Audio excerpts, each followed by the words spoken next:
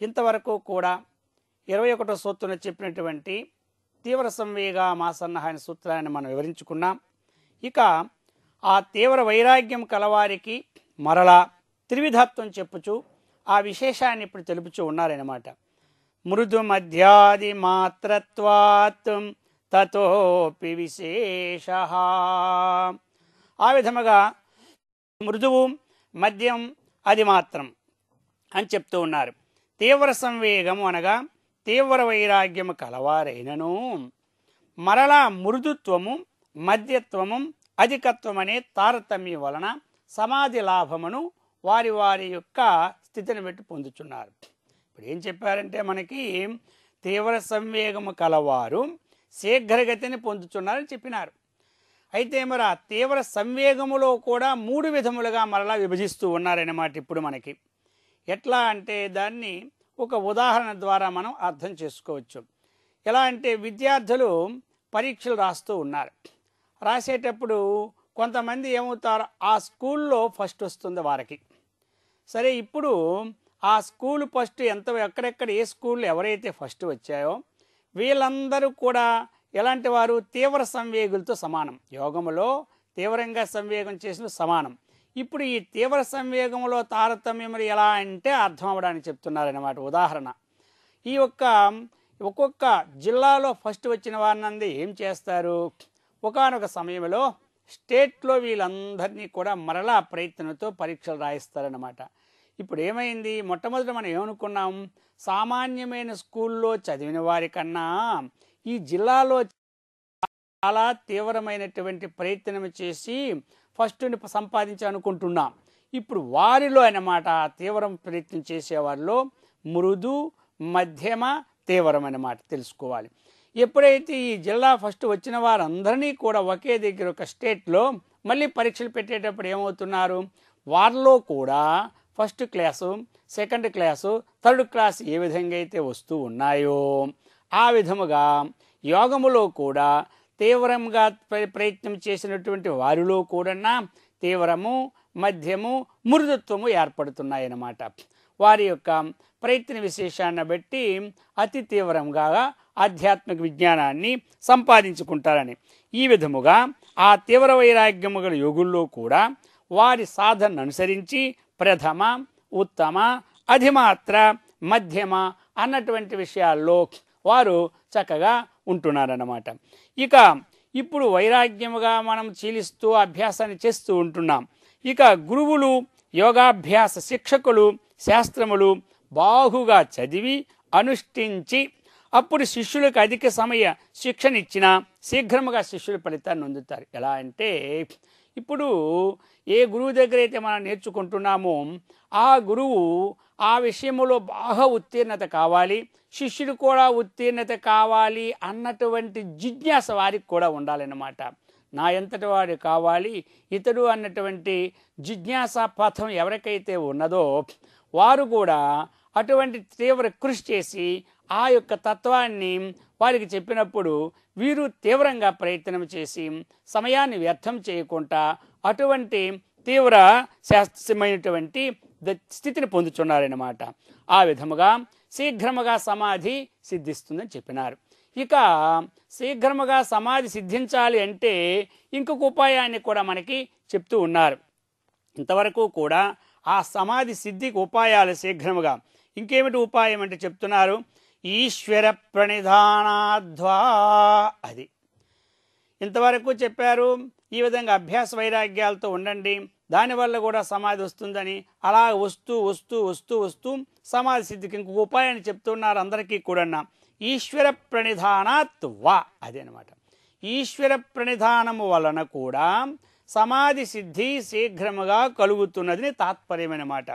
ఈశ్వర ప్రణిధానం అంటే అర్థం ఏమిటి, మనము మనస్సు చేత కానీ వాక్కు చేత కానీ కాయం చేత కానీ ఏదైతే వేద విహితమైన కర్మలను చక్కగా మనం ఆచరణ చేస్తూ ఉన్నామో ఆ కర్మలను నిష్కామ బుద్ధితో, అంటే ఆ కర్మఫలముల యందు ఆసక్తి లేకుండా ఆ కర్మఫలములను భగవంతునికే సమర్పించి ఆ ఈశ్వరునే చింతించుచు ఆ ఈశ్వరునే జపించుచు ఆ ఈశ్వరునే ధ్యానించుచు చేయబడినటువంటి భక్తి విశేషం ఏదుందో ఆ విశేషానికి పేరే ఈశ్వర ప్రణిధానం. అయితే మరి ఈ ప్రణిధానం వల్ల ఏమి లాభం మనకు కలుగుతుంది? ఎప్పుడైతే మనము సర్వదా మనం చేసిన జపము కానీ యత్కరోషి యదస్నాసి యజ్జుహోషి దదాసి యతం యత్తపస్యసి కౌంతేయ తత్కురుష్వ మదర్పణం. యత్కరోషి, మనం ఏం చేస్తున్నామో, ఏది భోజనం చేస్తున్నామో, దేనిని దానమిస్తున్నామో, ఏది మనం తీసుకుంటున్నామో, ఏ క్రియ చేసినా సరే పరమేశ్వరార్పణం అన్నటువంటి అతని యొక్క అనుగ్రహాన్ని పొందాలి అంటే సర్వము సమర్పణం చేయాలన్నమాట. సర్వకర్మ ఫల సమర్పణం అని చెప్పినారు. అయితే కొంతమంది సందేహించి అడుగుతారు, సర్వకర్మ ఫలము ఈశ్వరునికి ఇచ్చేస్తే మేమేమి తినాలండి అని అడుగుతారు. అయితే మనము ఇప్పుడు దేవుడి దగ్గర భోజనం తయారు చేసి నైవేద్యం పెడుతూ ఉన్నాం. ఓం ప్రాణాయ స్వాహ, ఓం అపానాయ స్వాహ, ఓం యానాయ స్వాహ, ఓం ఉదానాయ స్వాహ, ఓం సమానాయ స్వాహ అని చెప్తూ ఆ నైవేద్యాన్ని సమర్పిస్తూ ఉన్నాం. అయితే ఆ నైవేద్యం ఏమైనా భగవంతుడు అతని దృష్టి పడుతుంది, అతని యొక్క దృష్టి పడిన ఆహారం మనం తీసుకుంటే మంచిదవుతుంది మనం చేస్తున్నాం. అయితే ఆహారం అతను తీసుకుంటున్నాడా? తీసుకోవడం లేదు. ఆ విధంగా సూక్ష్మ రూపంగా దాన్ని గ్రహిస్తున్నారు అంతే. ఆ విధంగా మనం కష్టపడ్డాం, డబ్బు తీసుకొచ్చాం, ఒక 5,000 10,000 ఆ తీసుకొచ్చి మనం బీరువాలో పెట్టేటప్పుడు కూడా కృష్ణార్పణం అని పెట్టామనుకోండి, కృష్ణుడు కానీ ఆ ద్వారకా నుంచి వచ్చి 10,000 5,000 పట్టుపోతున్నాడా? ఏమీ పట్టుపోడనమాట. అతడు ఎక్కడ డబ్బు అక్కడనే ఉంచుతాడు.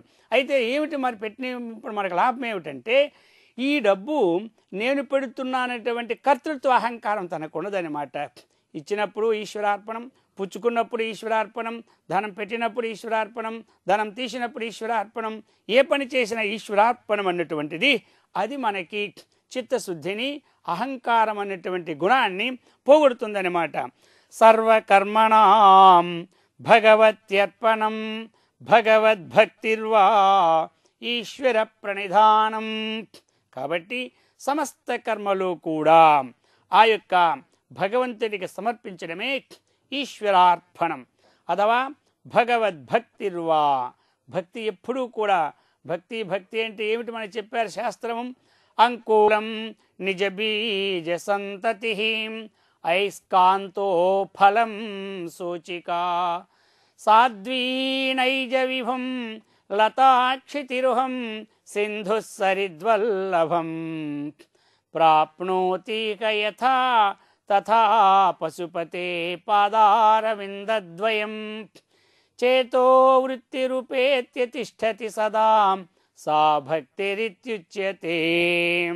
భగవద్భక్తి కానీ సమర్పణం కానీ ఈశ్వర ప్రణిధానం అని చెప్పినారు కదా.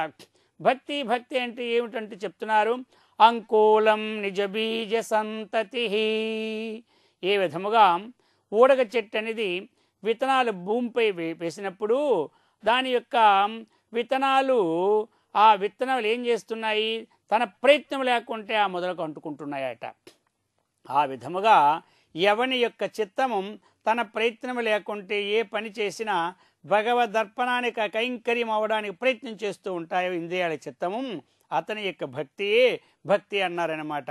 అంకులం నిజ బీజ సంతతి ఐస్కాంతో ఫలం సూచికా.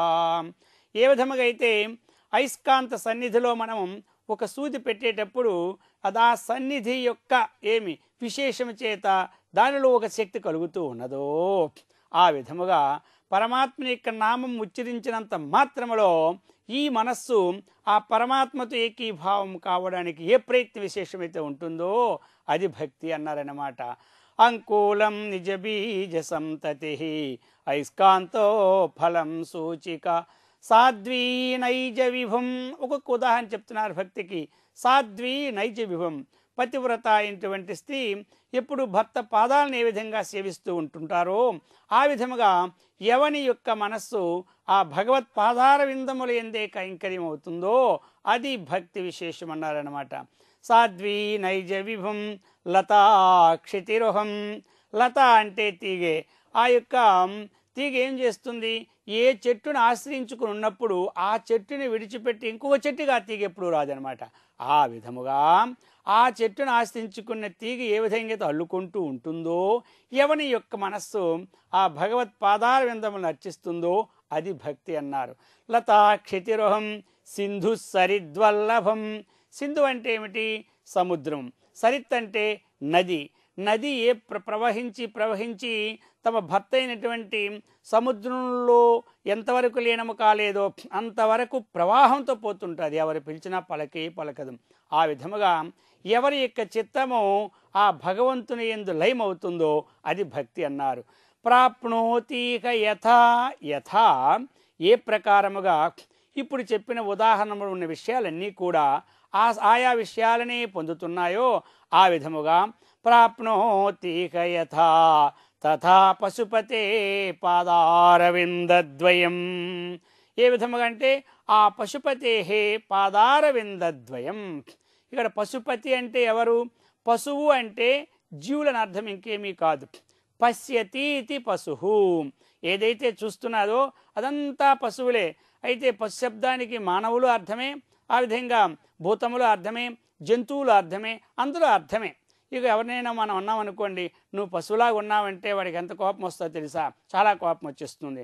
కాబట్టి పశువు అంటే జీవుని అర్థం, ఇంకేమీ కాదనమాట. ఇప్పుడు నేపాల్ కాఠ్మాండులో పశుపతి దేవాలయం ఉంది. కాబట్టి అతడు ఎవరు? పశుపతి. పశూనాం పతి పశుపతి. మరి ఇప్పుడు ఏ అర్థం తీసుకోవాలి? అతడి కేవలము ఆవులకో లేకపోతే మృగాలకు అధిపతే కాదు. పశువు అంటే జీవులు, సమస్త జీవులకు అధిపతి పశుపతి. అటువంటి పశుపతి యొక్క పాదార విందముల యందు చేతో వృత్తి రూపేత్యాం, ఎవని యొక్క చిత్తము ఆ పాదార విందములను ఆశ్రయించి బయటికి రాదు. ఆ విధంగానే ప్రహ్లాదుడు అంటారన్నమాట, ఇను మయస్కాంత సన్నిధి నెట్లు కరుగు హృషికేశు సన్నిధి నా విధము చిత్తము కరగుచున్నది. తన వశమే ఉండదన్నమాట. ఒక్కసారి మనం అభ్యాసం చేయాలి. కానీ మనము ఆ అభ్యాస పాఠము చేత అన్యమైనటువంటి క్రియల్లో ఉన్నా సరే మనము ఆ తత్వాన్ని పొందుతాము. కాబట్టి అటువంటి ఈశ్వర ప్రణిధానానికి కావలసినటువంటి భక్తి విశేషాన్ని